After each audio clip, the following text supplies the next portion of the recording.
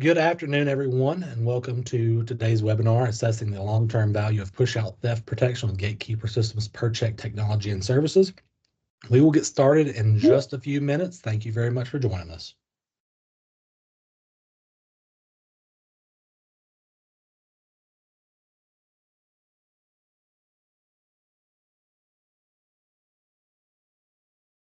If at any time during the webinar you would like to ask a question, feel free to use the Q&A feature as part of Teams webinars. Thank you all very much.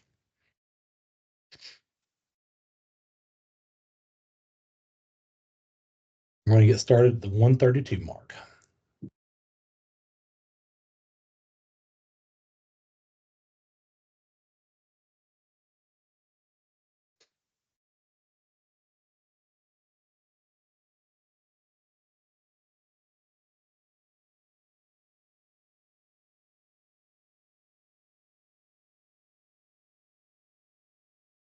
Good afternoon, everyone. Welcome, everyone, to today's webinar. My name is Cory Lowe. I'm the Director of Research here at the Loss Prevention Research Council. Thank you for joining us for today's webinar, Assessing the Long-Term Value of Pushout Theft Protection with Gatekeeper Systems Purchek Technology and Services. I'm joined today by Chris Harris, Director of Asset Protection and Safety at the Kroger Company, Chris McCarrick, Senior Manager, Asset Protection Solutions at the Kroger Company, and Craig Greenberg, Senior Vice President of Sales for Gatekeeper Systems. Gentlemen, if you don't mind, if you would just go ahead and introduce yourselves, provide a little bit of background about yourselves, I would greatly appreciate it. Yeah, I'll go first here then. Thank you, Cory. Chris you. Harris, Director of Asset Protection and Safety at Kroger. I'm responsible for all retail and all supply chain asset protection, as well as the safety program for our stores. I also oversee DSD and reclamation and salvage for the enterprise. I've been doing asset protection for 25 years. I've been in a number of different companies, and I've had a great career here in asset protection. Excellent. Thank you. Chris McCarrick. Cory. Chris McCarrick with the Kroger Company. I've been with this organization almost 7.5 years. I've been in the retail industry, the loss prevention retail industry, for over 30 years. And in my role today, I'm responsible for identifying solutions which help mitigate shrink and make stores safer to operate. Thank you, Chris. And Craig Greenberg. Yes, Craig Greenberg had a recent position upgrade, Chief Commercial Officer at Gatekeeper Systems. 40 years in retail, about 20 in store operations with various chains in the Western United States, and now 20 years at Gatekeeper. I oversee all our commercialization efforts globally for the Gatekeeper team in 58 countries with 5 global offices, and it's my pleasure to be here. Thank you very much, Craig. Well, as the title suggests, we're here to talk about the Gatekeeper Purchek Solution in the Kroger environment. But first, we're going to talk about some key ideas from the LPRC and what the Gatekeeper Purchek system does and is. To just get us started, because this provides context for the entire day today, we want to talk about the LPRC zones of influence and bow tie models. For those of you who are not familiar, the LPRC 5 zones of influence model helps us think about where retailers can intervene to prevent theft and loss throughout the enterprise. Going from zone 1, the precise location of a target, to zone 2, the proximate area or specific interior category around a specific target. Zone 3 being the overall store interior and the entry exit points. Zone 4, out in the parking lot, and zone 5 being everything beyond the parking lot, including the cyber domain. To just briefly review that, 5 zones of influence, if we want to talk about what the target is, that's a very precise location. In this graphic, we have the target is where the star is located. It's a very precise location.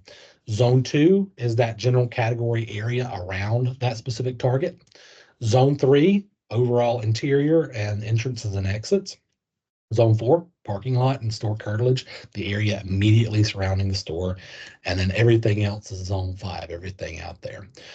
These are the areas over which retailers have some influence, and all of this has to be part of a broader strategy within loss prevention. We also like to talk about red and green guests here at the LPRC. Loss prevention is a profession dedicated to ensuring the profitability of an organization, and retail, the entire purpose of retail is to sell stuff. So if we're not satisfying the green guest, then we're not doing well. What is the green guest? Well, the green guest is everyone who is in a location for legitimate purposes. Those who are there to shop, work, vend, manage, all those acceptable things. The red guests are those who are there to kill, steal, destroy, assault, defraud, those types of things. Green is really the reason for retail, the people that we serve and the people we work with every day. At the LPRC, we also like to talk about the offender's journey or the shopper's journey. I like to start oftentimes with the shopper's journey because everyone's very familiar with that. The offender's journey is very similar. We want to be impacting and affecting potential offenders before they ever show up at the door. So out in Zone 5, as they move into Zone 4, sending messages that this is not the place to commit a crime or to create any kind of loss. Down into Zone 3, 2, and then 1. So there's a lot that you can do before an incident, and there's a lot you can do during an incident, and a lot that you can do after an incident as an offender leaves in terms of collecting intelligence, recovering from the incident, and all of that. It mirrors, like I said, the shopper's journey, where we want to be influencing shoppers long before they show up at the door. If we're not, they're never going to show up at the door. With the offender's journey, just turn it on its head. We want to be influencing them so they never show up at the door, right? Carts. So today we're here to talk about a solution that really focuses on carts. It's really a cart-based solution. Carts, the pros and cons of them. The pros are that it allows for the quick, easy mass removal of product from a store to vehicle. The con is that it allows for a quick, easy mass removal of product from a store to vehicle. So there's a lot of challenges with carts, right? We do not want people taking product and loading it up without paying for it. And I think that's where Gatekeeper comes in. Before we get to that, I just want to briefly review situational crime prevention. In loss prevention, there's a few things that we're trying to do to manipulate the cost and benefit associated with an offense, right? We want to increase the effort required to commit a crime. We want to increase the risk of negative consequences, and we want to reduce the reward. The Gatekeeper system primarily works on increasing the effort required to remove goods from a store using carts for illegitimate purposes, while still enabling the green guest to, do what they need to do with the carts as usual. There's also a risk enhancement piece that we'll get to in a little bit, but those are kind of the overview of this solution.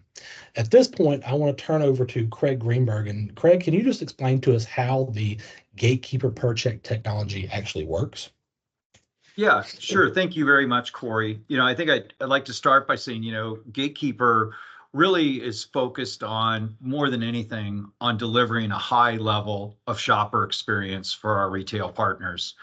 However, as part of that, protection is very important. So what the Purchek system does is we put infrastructure on the shopping cart, at the doorways or whatever exit points you wish to protect, and devices at the points of sale that all work together as a system to ensure that your green guest, if you will, has a very seamless shopping experience, an open, inviting shopping experience, if you will, because it's completely invisible to paying customers.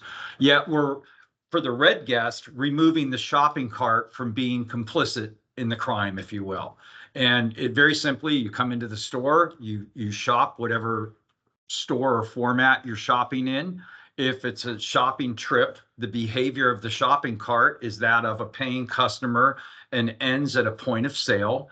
The cart would leave as it normally would without a system in place. However, if you come in, use a shopping cart, and leave the particular retail environment without coming in contact with a point of sale that allows the cart to leave the building, the cart would be disabled at the doorway, triggering notification to the store team and retaining the merchandise in a non-confrontational, agnostic manner, regardless of who's pushing the cart or what's inside the cart. Excellent, Craig. Thank you for that explanation. You bet. The key here in loss prevention as a profession is going back to that increasing the effort to commit a crime.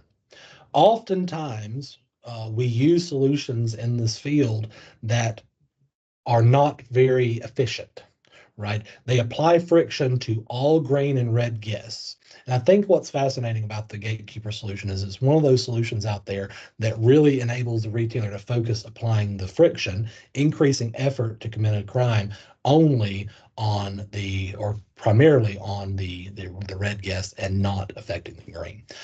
So it's a key concept in LP and something that we need to focus on. To better highlight how the system works, I'm just going to show a quick video of the system in action.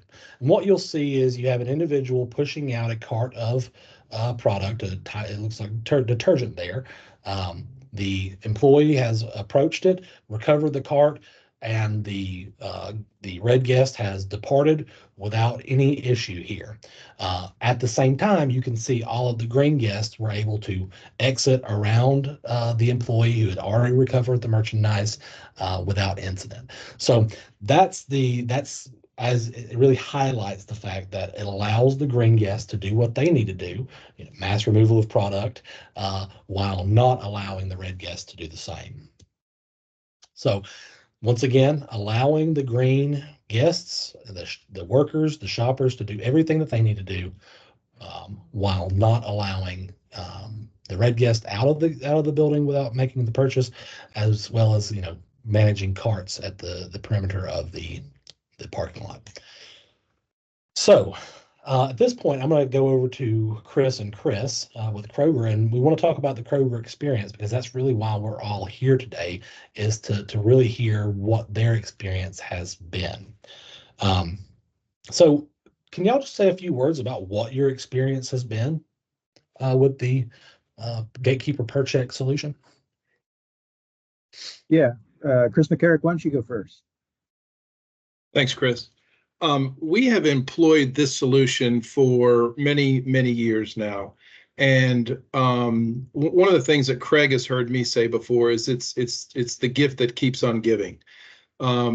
The experience with this technology is it's very simplistic in the way that it works. There's not an integration with POS. All the system knows is that the cart has dwelled at the checkouts. So given enough time for a green guest to check out. If that red guest blows through the checkouts, it hasn't met that dwell criteria or avoided the checkouts whatsoever, it doesn't get the permission at the front door and it locks. It is the number one solution that we have that provides empirical evidence that we are experiencing cart pushouts and shrink on a daily basis. It's not anecdotal from a manager that said, oh, I saw somebody push a cart tied out. We've got a 20-second video that shows exactly what went out the door and a description of the offender as well. Very, very pleased with this solution. Excellent. Yeah. Go ahead, Chris. Yeah, I'll just add to that. I mean, when you talk about your zone 3 area, Corey, I mean, this is a great solution for that zone 3 area. And for us, when we look at reducing friction, that's a key focus on our mind. And the fact that our store managers want the technology, they support the technology. Not only does it give us that ability to prevent those red actors, it also gives us this after the fact video, which tells us who's doing it, how often they're doing it, and even gives us a view into the cart on what exactly they're taking. So we know in that situation that you just showed in that real video, that we have a problem with Tide in that store. We have some that we see liquor being the most common commodity going out. So it really does a lot of benefit to the stores and gives us that information we wouldn't have without it. Thank you very much. We'll talk more about this in a little while. I think the thing that consistently impresses me about the entire Kroger team and the program is how y'all really approach things from an ecosystem lens of bringing technologies together to really build out a system that complements each solution, complements each other. We'll talk more about that later. I know that you also use this in some markets for other purposes like cart retention in the parking lot. And then, of course, we've already talked about the minimal impact on the green guest experiences. We'll talk more about these other few points there. I do want to focus for just a moment on that impact on the employee-guest conflict, right? So, in that video, we saw the cart locked down. The merchandise was recovered without incident. Can y'all speak to y'all's experiences with that, with the system? What I could say about that, Cory, is that because the cart is locking, there's no accusatory nature. Our procedures are that we have an associate or a third-party guard respond to that locking event.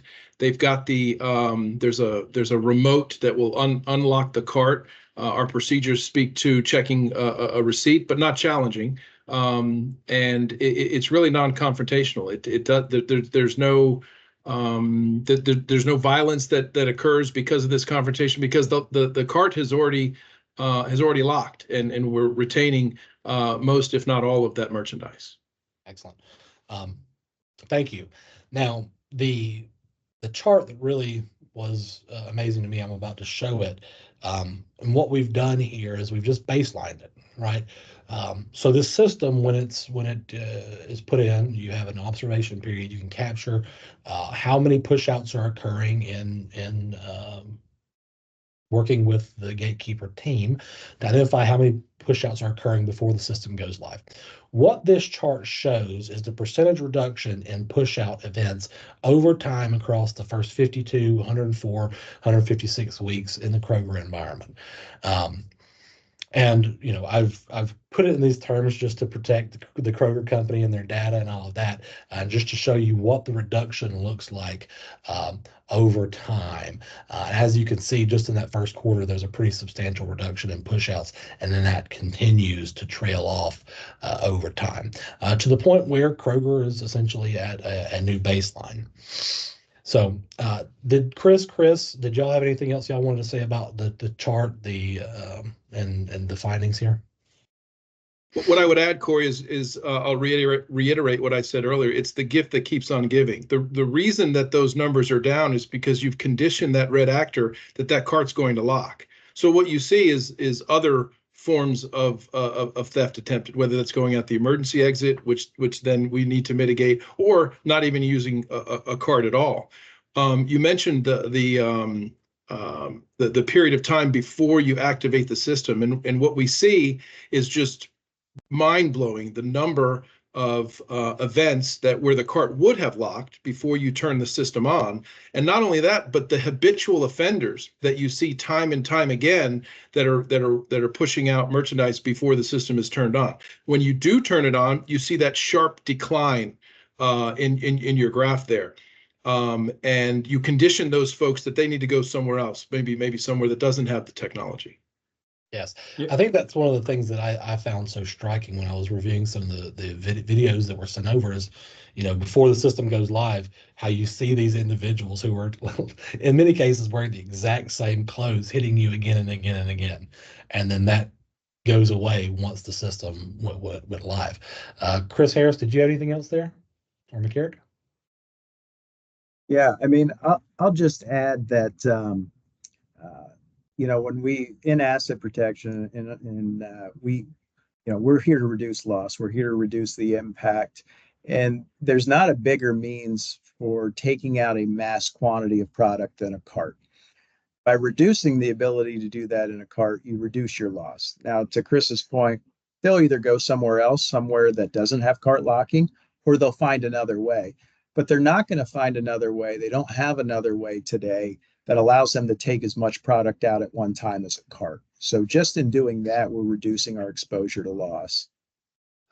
Thank you very much for that, Chris. I would add one thing, Cory, that I think is interesting, in that whether it was with some of the surveillance we've done with Kroger or others, is that one of the things that was always shocking to us was the number of people, besides the ORC and the habitual criminals, that are just taking food.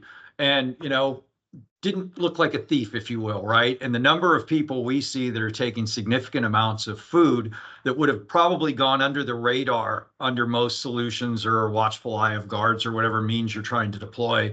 And the amount that we're seeing that in stores is extraordinary at this moment in time. And this addresses both equally, which I think has been powerful, and I'm sure the guys would agree. Thank you very much for that, Craig. That is very helpful, and that does happen often, way too often. I think one of the challenges we have as an industry is oftentimes we don't have enough information about who the offenders are. I talk about the big fish, little fish problem.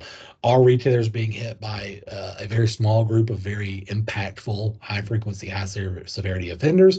Or are the losses stemming from a lot of smaller scale offenders who are, taking a cart full of for personal use at a time? We really have a lot more to learn around how that balance, what the proportion of each group really is. Nevertheless, I think this chart and the findings from Kroger are pretty striking.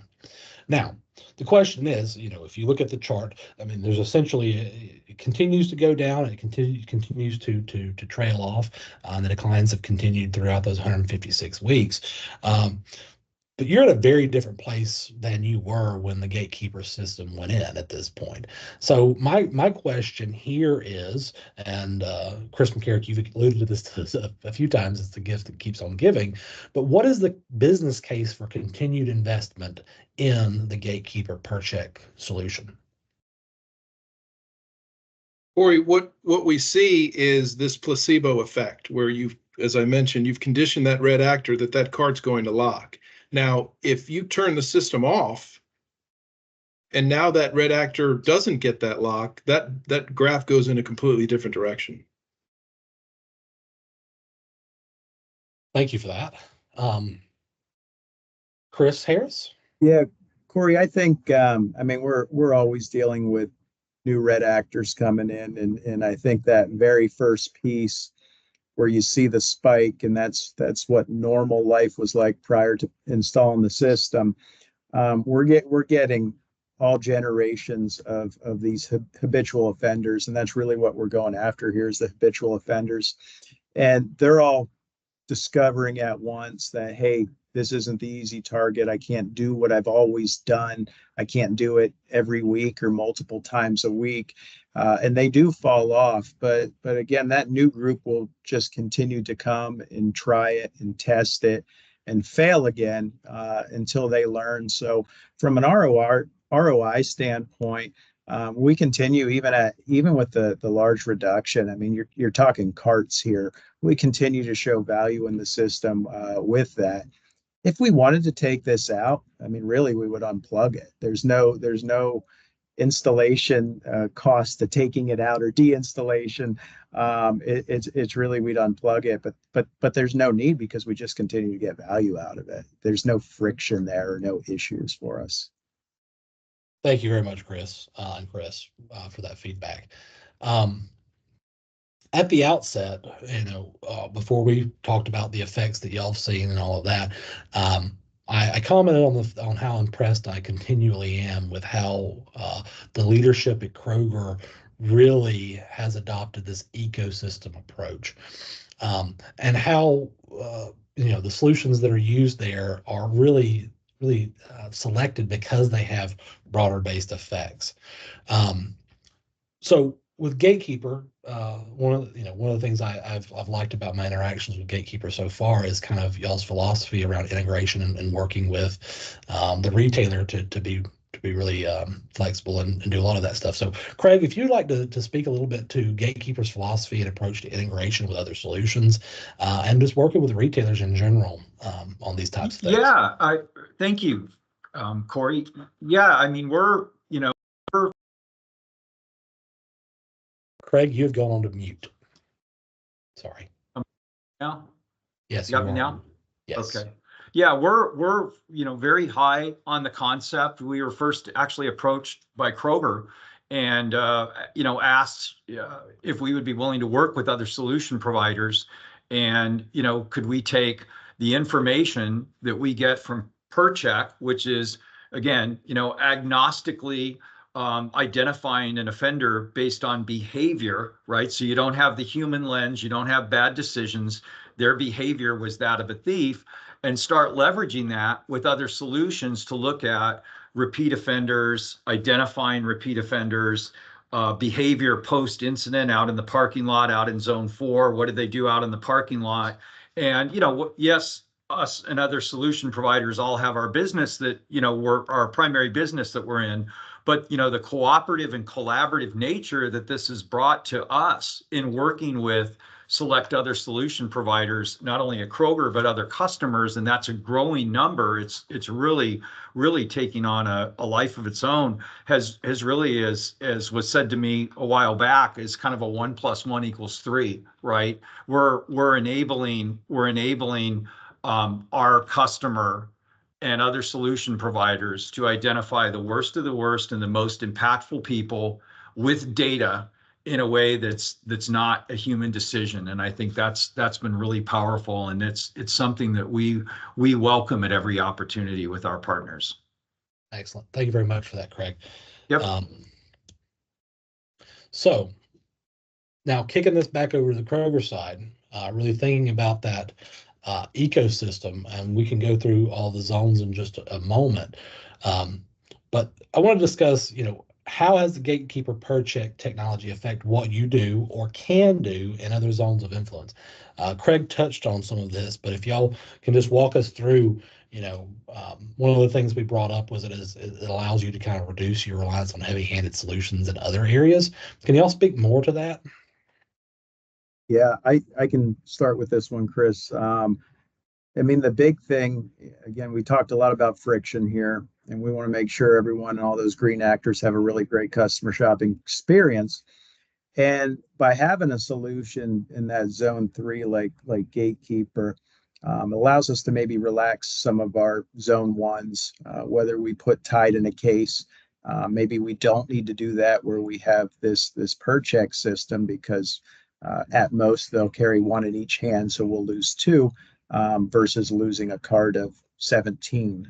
So it can help us impact zone 1 and zone 2, reduce our resources there, reduce our friction, and allow us to invest more into the zone 3 Purchek solution. Thank you very much for that, Chris Harris. Chris McCarrick, anything else on that?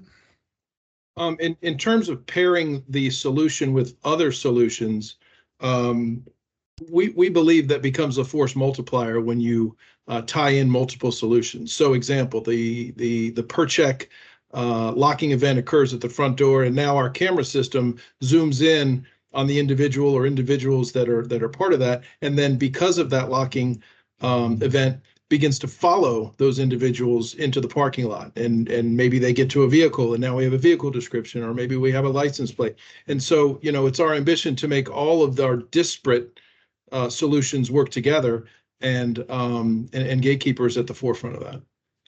Excellent. Thank you very much for that. Craig, did you have anything you want to say around this? Yeah, I just a brief expansion on something that Chris said. One of the things that we found and been reported by our customers that I think is really helpful is, as you look at perhaps making decisions about having your merchandise readily available for customers to buy versus perhaps some friction points in the store, I think we provide a level of security that allows, a free and open shopping experience. As we like to say, free your merchandise without making it free. So I think we're really, really valuable there. And I think it's been helpful from a sales perspective and a shopper experience that they're not having to wait and ask somebody to unlock or get something or use a tag and bag, whatever it may be. And I think that's not tied to the other solutions, but I think it's been very helpful in delivering sales in a very tough environment. Yes. That's actually something I was thinking about when Chris Harris was talking earlier about not losing the product, right? Yep. Not losing the sales is just as important. It's actually the primary reason for retail. It's how we all get paid. Yes, That's right. Everybody. We're all here because people buy things. Yes. Going out to zone 3, so we touched on zone 1, zone 2, going out to zone 3 and thinking about, the employee guest conflict, the human element, the role of training. I want to back up to some of the conflict issues, the potential conflict at the door, right? When I'm sure everyone on the call has probably seen the videos of, retailers that do not have such a system where the employees, for whatever reason, get involved and try to stop a shoplifter. In this case, you don't really have to do that because the cart's going to lock itself. Can y'all speak a little bit more to the role of the gatekeeper system in mitigating those types of issues, but then also, talk a little bit about false positives and how those are handled within the enterprise?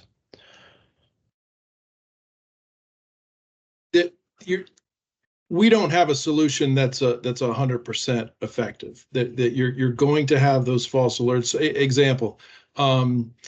Sally Q customer grabs a cart and gets halfway into the produce section and realizes that there's a flat spot on one of the wheels. And so the cart goes ba-bump, ba-bump, ba-bump, and they turn around and take that cart back into the vestibule to get a new one. There's a chance that that cart might lock because it's gone through the front door, it's activated the wheels.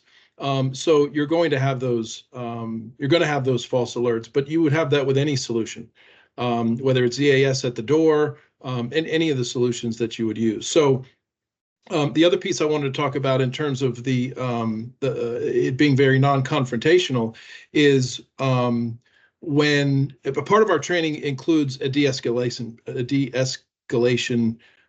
component to it. So you're not confrontational. There's no blaming. Our system locked the cart. Do you have a receipt? And so in treating it that way and being non-confrontational, you're not going to experience a violent event. And I think Cory, to add to that, you see the videos of the customer and the associate. I shouldn't call him a customer, the red actor and the associate fighting over the cart. One's pulling it one way, the other's pulling it the other way. Really, in this situation, if I'm the associate and the customer's pulling the cart, you just kind of let it go and watch them try and drag it, and then it falls on its side as they struggle to get it through the parking lot. It really makes that associate not even want to get involved, allows them to make the right decision because, again, the cart's making it difficult enough. We don't have to play tug of war with a cart. Yes. And I would add, it makes for a very funny video. It sure does. Yes, I've seen the videos, and it is, they can be quite funny. All right, so that's out in zone 3 in terms of all the other effects that it has beyond the primary use case. Now, y'all touched on this a little bit earlier in terms of the integrations and the broader ecosystem. But these systems can also be used for cart management and oftentimes are. So can y'all speak a little bit more to some of those integrations and how y'all see this as part of what you do in Zone 4? You mentioned some of it with the camera and being able to track that out into the parking lot. But also the cart management side and how that affects your operations. Yeah, I'll touch on a few of them first, and then Chris can chime in on some more. But I think we're really just starting the journey on what you can do with this technology. And I think we were having some earlier dialogue today just about how, when I envisioned our use of Purchek here, it's a prevention measure, and it does a fantastic job at preventing the red actors. But there's also a detection and an investigation part of it that it does enable through the video. So whether we're taking every event, logging it into our case management system, or we're feeding that automatically into our case management system, whether we're taking and logging the events and putting them into face matching, or whether it's feeding that into that ecosystem of face matching. And the same thing goes with lot towers. If that cart locks up at the front door, does the lot tower in the parking lot capture the facial image and then run it through the facial recognition, and then maybe tie it in with LPR? So there's just really the possibilities, I don't know, are endless, but we've not even got to where we need to be with this or where we could be with this. So it's a journey for us right now. It's an exciting journey. Thank you, Chris. Absolutely. Cory, I would add that the use cases for the two different technologies, the Purchek, which is locking the carts at the door upon exit, or the Gatekeeper cart containment technology, which in effect do the same thing, but the use cases are vastly different. We employ the Purchek where we have high shrink and where we know we have pushouts that are occurring out of the front door. Where we employ the cart containment is in those maybe urban environments where we're losing carts. Might have a little bit of merchandise in it, but we're losing carts hand over fist and can't keep them for the customers because the unhoused population or whomever is are taking the carts for their own use. Thank you very much for that. Definitely some more context there. We've already touched on the where it fits within the ecosystem. Is there anything else that y'all wanted to say about Gatekeepers, the Purchek system within the broader Kroger company ecosystem and its role there that hasn't been touched on already?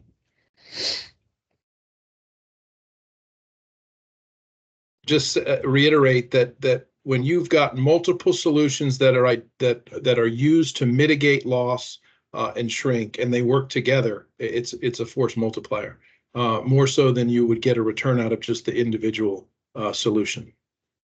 Excellent. Thank you. Chris Harris?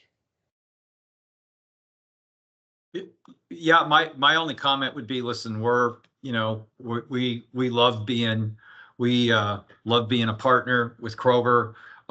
They've been innovators in the space, be it the ecosystem, their deployment of our solution, all the various aspects of our solution, bringing enhanced safety, reduced product loss to a premier retailer is very gratifying, very fulfilling, and quite frankly, couldn't work with a greater group of people. So, from Gatekeeper's perspective, we're real grateful for the relationship with Kroger, the longstanding relationship, and I think we've both done very well with the relationship.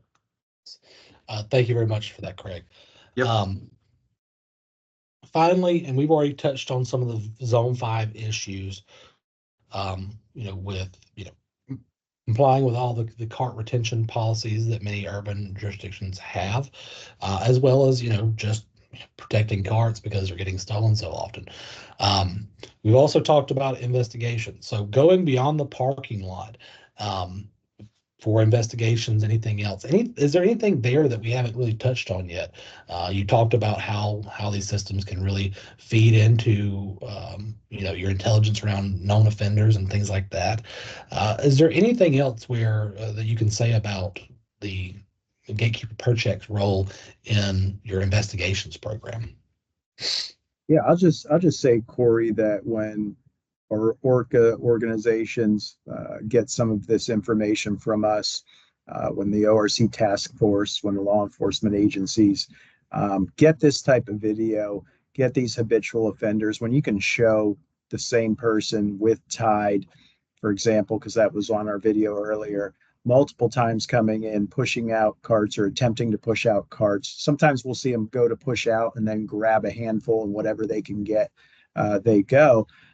When we can provide that information, I mean, they are ecstatic because it certainly is almost wrapping it up a little bit for them. It's doing a lot of the legwork, and it's good, clean, clear video of exactly what's happening. Now, we do go back and we show all 5 elements of proof that we have here before we submit it. But that last video of that cart locking, failure to pay, and the mad dash for whatever you can carry is pretty telling, and law enforcement appreciates it. Yes, thank you. And Cory, just to add on to that, oftentimes that habitual offender shows up in another store that has the technology. And so to Chris's point, it just strengthens the case even more. Thank you for that, Chris. McCarrick. All right. So that's really going to bring us down toward the end. Everyone on the call, I just want to let you know that if you have any questions, there's a Q&A section. If you look at the tab across the bar across the top, there's a Q&A. If you click on that, you can start submitting questions that you have.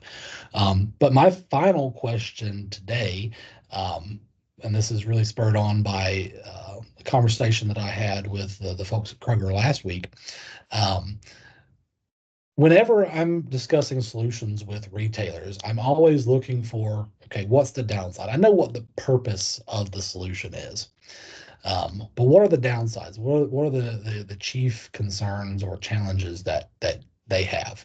And I was pretty surprised by the answer, so I want to give Chris the opportunity to provide that answer here. So, gentlemen, what has been the greatest challenge or challenges with the Gatekeeper Purchek technology? Chris, you want to take it first, or do you want me to? Sure. A core component of the solution is the wheels. And although we would like those wheels to be free, Mr. Greenberg, they're not.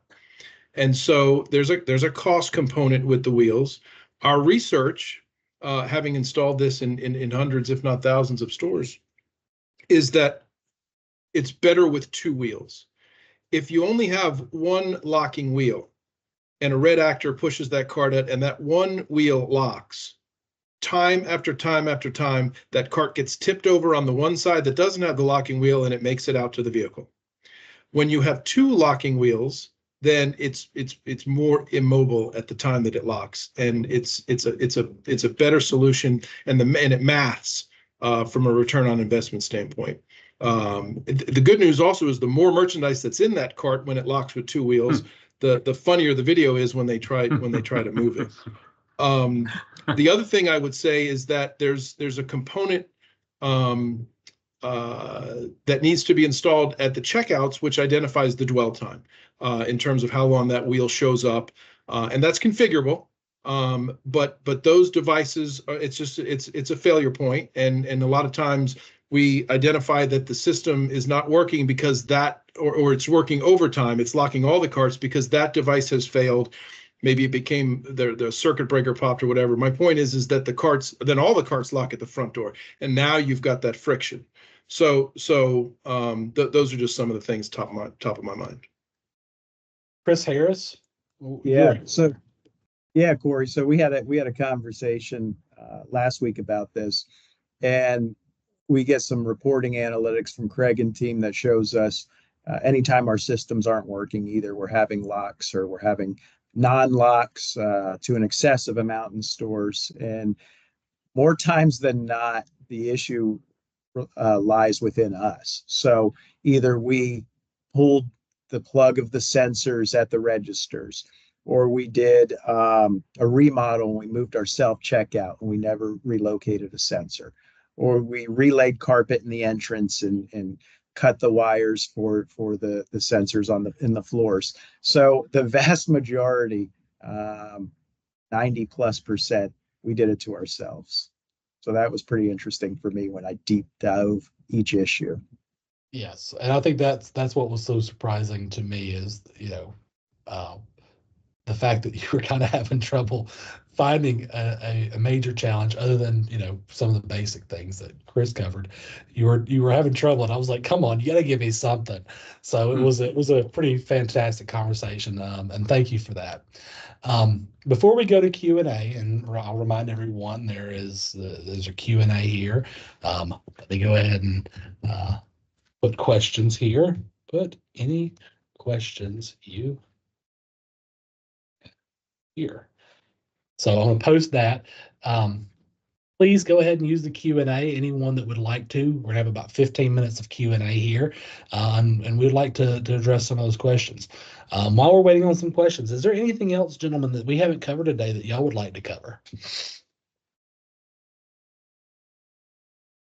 I think, Cory, we've seen some success with the system at some of our emergency exits as well. Ones where we've had some really strict code enforcement, and we really didn't know how to stop folks from pushing carts out those emergency doors. So, and in some cases, we've actually added it to those emergency exits and have seen success there too. Yeah, that's a great point, Chris. We're seeing, across the board a little bit more of that. And then, one of the other things that surfaced in a conversation the other day is people starting to exploit, although you guys have a separate area for your buy online, pick up at store, take out to the door. not all retailers have that area segregated, if you will. And that's another point where we've actually had requests now to go back and start installing the infrastructure at the door so that people can't call it a regular shopping cart out the outdoor delivery area where they have specific carts that they should be using, right, if they're doing things per store procedure. So I think emergency exits and the buy online, pick up at store exits seem to be a trend that we're seeing, in that as that front area is locked down, people look for alternatives. So more and more we're seeing that. Thank you. We have a question here from Greg, and this is for the Kroger team. Craig mentioned this briefly earlier, but in the Kroger experience, who do you see as the bad actors that steal merchandise? Is it organized retail crime? Is it everyday folks? And have you looked into, how often that kind of breaks down? Well, I can tell you, yeah, I'll answer part of that. And maybe Chris can talk more about the frequency, but essentially we're seeing a lot from those, what we call habitual offenders. So you're always going to have your ORC groups out there, and that's a separate element. But we feel there's a lot of dollar loss in those folks that are just taking carts of product either to sell themselves online, or we see carts of liquor or beer or something like that for personal use. So we're really thinking that middle group, not the amateur and not the ORC, but this habitual offender is causing a lot of loss. And I'm seeing a lot of that today through our Purchek videos. Excellent. Yeah, and I might have not been very clear on how the technology works earlier. Every time there's a confirmed locking event, Chris and I get an email with a 20-second or 15-second, whatever the length of the video is, that shows the locking event 5 seconds before the locking event, and then several seconds after, so you can identify the offender, number one, and number two, what's in the cart. And to Chris's point, we're seeing those items that are resellable. We're seeing those habitual offenders, but we also see soccer moms and folks that are just trying, seeing what they could get away with. And so that again, that video that comes along in that email is just proof beyond the shadow of a doubt that these cart lock events are occurring on a daily basis. Chris and I will get 100 videos a day across the estate. Cory, the interesting thing too is, you can tell even from those 15-second clips what the intention is. So do they wait? Does an associate come over? Do they show them a receipt? And does the cart unlock? That's the friction. Or do they grab what they can and run? Or do they just leave the cart and walk away? I don't think any of us are going to leave a cart full of groceries that we paid for and walk away. So even those 15-second clips, they're extremely telling. Yes. It is fascinating. We are seeing thousands of events each day across the US and Canada. Thousands. It's staggering the amount of theft that we bear witness to each day. Thank you very much, Craig and gentlemen. So we've got a few other questions that have come up. We've got Alyssa, who has asked, what does setup of the technology look like? What is all required for the store to change install? There's a final question here, which is additionally, what does an initial investment look like? And for antitrust purposes, I'm going to ask that we not address that piece of the conversation. But yeah, what does, gentlemen at Kroger, Chris and Chris, what does the technology setup look like? Same thing, Craig, if you have anything. And what all is required for the store to change? Yep. Listen, I'll get the basics. It's, we put equipment on the shopping cart, whether as Chris McCarrick highlighted, whether it's one or two wheels, it's retailer's choice.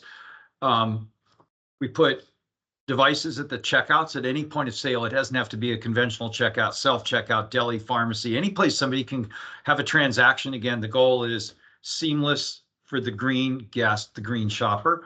So there's devices at the points of sale, and then a little bit of infrastructure at each entry exit point you want to cover, be it a main door, an emergency exit, any door. So there's really three key components. Very little needed from the retailer. We can install existing stores on existing shopping carts. We can do new stores, new shopping carts, any combination thereof. It's highly configurable for store format and type, and typically all we need from the retailer is some power for the devices. And other than that, not too bad. And then reconfiguration, Chris highlighted what can cause some locking events, and as you remodel and move points of sale around and continue to tinker with that front end, optimizing the shopper experience on the front end, it is not uncommon that we would have to come add or remove or change the location of a device. When we know in advance, we can eliminate any challenges that may arise from that. But that's really, from a maintenance perspective, the only thing is, as the front end gets reconfigured, that we need to move some devices around. Thank you for that. And now, this brings up a question for me. If there was an issue with the system, you would know relatively quickly in the store, just because customers would immediately begin locking up. How long would it take you, Chris McCarrick, to know that there's an issue with the system? How quickly do you get the alerts after something locks down, whether for good reasons or not? Well, to your point, Cory, if there is something wrong with the system, then all the carts are going to begin to lock, and so part of the installation of the system allows the manager of the location to turn the system off, whether temporarily or awaiting repair or whatever it is. So the store has full autonomy to turn the system on and off. Excellent. Thank you for that. Chris Harris, did you have anything else there on any of these questions? I don't think so. I think Chris hit on a really key point. And there are situations where only one register activator might be off, so you get a handful of carts locking, but some are just flowing as normal. But that piece of the manager having the ability to turn it off, and that's one that we see pretty quickly, is no activations in a store, as well as if we see a disruption in the signal being sent. So from that standpoint, we'll get engaged and we'll have our team send a maintenance call and get it repaired. But that is a big key to the system. Thank you. We have a question from Bobby, who says, what is the standard dwell time you use at POS to determine if the transaction is legitimate? And then does each POS require a sensor to determine if the dwell time has been met, or does one sensor have oversight over the entire POS area? I could probably answer that best. I would say, just out of security, the dwell time is configurable depending on the retailer and the type of checkout, be it a man lane, a self-check. It varies, so there is no set answer. And each register has point of sale has a device assigned to it independently, and it doesn't necessarily control the whole front end. Back to Chris Harris's example, if in fact there was a problem for whatever the reason being at, call it checkout 4, part of why we do it that way is, you could still use checkouts 1 through 10 with the exception of 4 by having it standalone and not necessarily have to have the system down if in fact you had a problem, although typically those, for the most part, only occur if there's some type of remodel activity. But regardless, it does allow a workaround to make sure the store is protected and delivering good shopper experience while you're awaiting repair versus having to shut it off. Thank you for that, Craig. Anything to add, guys? I didn't mean to jump in there. I thought the dwell time was kind of something we might want to keep under our lid.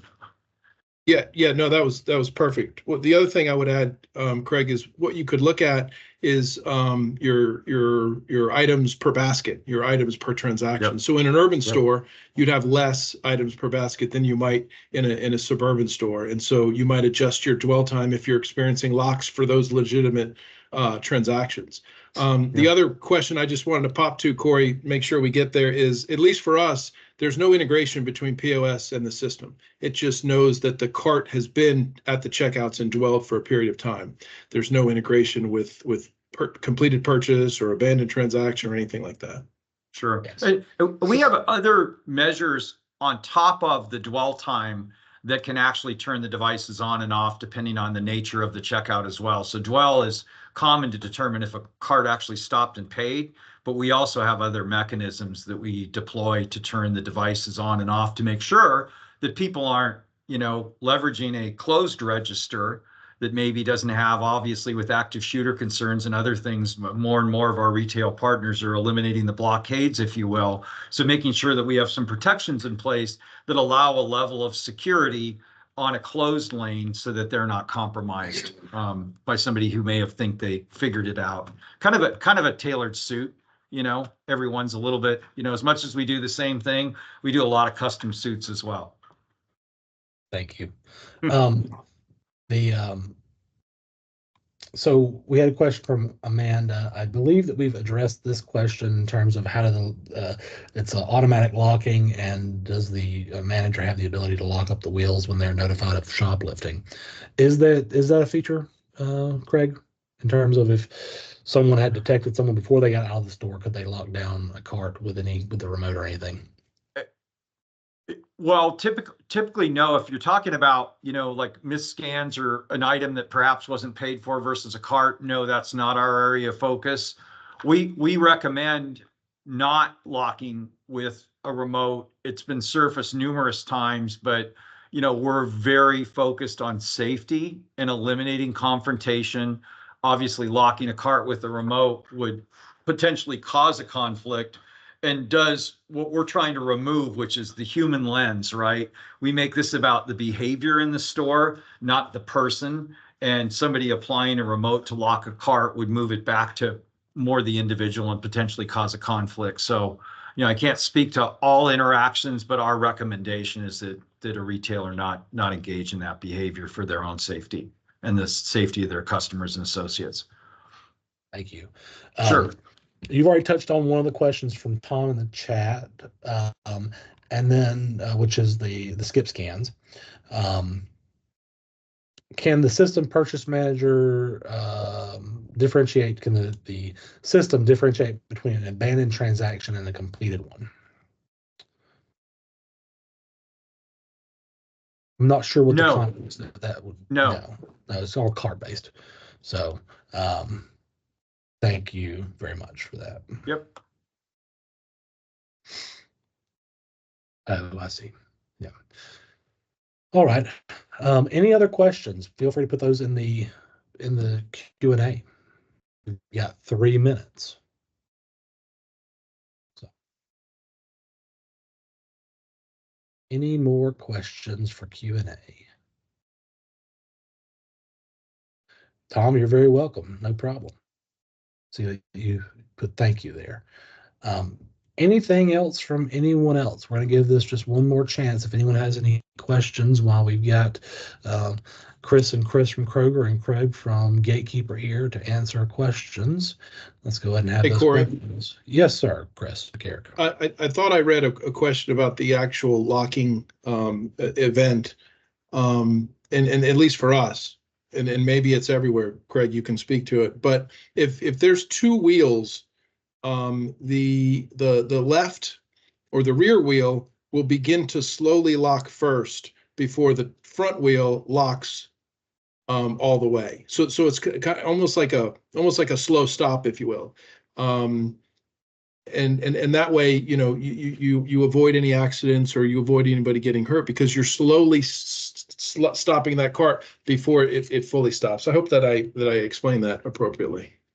That's helpful context. Yes, thank you. Yeah, it's like many things. It's configurable based on how you want the wheels installed and where you want the activation point. A lot of partnership with the retailer to determine what the engagement looks like with not only our system but also post-stop engagement with the associates and whether a red or green shopper, ideally, as we've talked about, the red just walk away.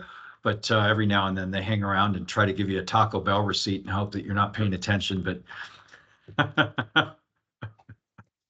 all right. Well, thank you all very much. I think that's going to be it for today. There's no more questions in the chat. We've given everyone another chance. We've answered a lot of them. I'd just like to thank you three gentlemen for participating today. It's been a fantastic discussion. Thank you all for providing the data and all of the great feedback. So thank you all very much. And I will see everyone else later. Thank you all. You bet. Thanks, Thank Cory. you. Thanks for all you guys do at LPRC as well for the industry. Really appreciate it.